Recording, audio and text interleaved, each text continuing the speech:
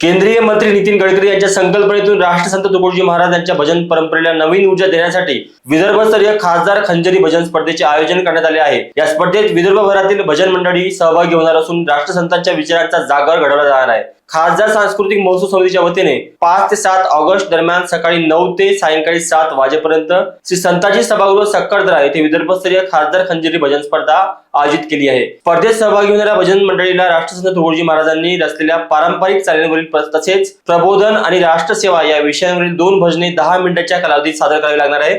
प्रत्येक मंडळात 13 सदस्यांना सहभागाची संधी देण्यात आली असून खंजरीसह तबला, हार्मोनियम आणि टाळ यांचा वापर अनिवार्य असेल। या स्पर्धेची महाअंतिम फेरी 9 ऑगस्ट रोजी कविवर्य सुरेश भट सभागृह रेशीमबाग येथे होणार असून त्यानंतर केंद्रीय मंत्री नितीन गडकरी यांच्या हस्ते विजेत्या संघाचा गौरव केला जाईल। स्पर्धेसाठी 21 ते 25 जुलै या कालावधीत ऑनलाईन आणि ऑफलाईन अर्ज स्वीकारले जाणार आहेत। स्पर्धेतील प्रथम क्रमांकाला 51,000, द्वितीयाला 31,000, तृतीयाला 25,000 रुपयांसह इतर आकर्षक रोख पारितोषिके आणि 10 उत्तेजनार्थ पुरस्कारही देण्यात येणार आहेत।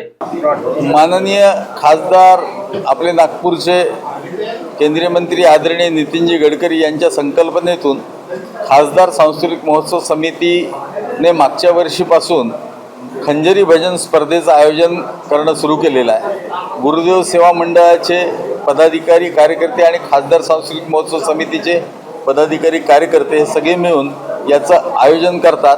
मागच्या वर्षी यशस्वीपणे 287 टीम्स विविध भागातून आणि आपल्या विदर्भातल्या आल्या होत्या।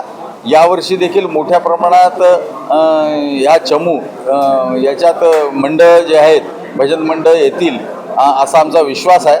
ही खंजरी भजन स्पर्धा 5, 6, 7 ऑगस्ट या दिवशी आपले संताजी सभागृह सक्करदरा येथे आयोजित करण्यात येणार आहे। सकाळी 9 ते संध्याकाळी 7 वाजेपर्यंत ही स्पर्धा राहील आहे। त्याच्यानंतर 9 ऑगस्टला अंतिम फेरी होईल, जी महाअंतिम फेरी राहील आहे। साधारणतः पहिलं बक्षीस हे 51,000चं आहे, तर 7वं बक्षीस जे आहे हे 7,000चं आहे।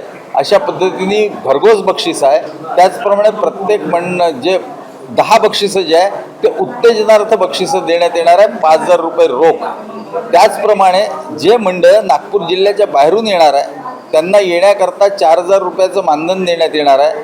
जे नागपूर शहरातून मंडळ येतील आहे नागपूर जिल्ह्यातून त्यांना 2,000 रुपयाचं मानधन हे मंडळांना देण्यात येणार आहे। साधारणतः गडकरी साहेबांच्या मनामध्ये हे सगळे संकल्पना असतात।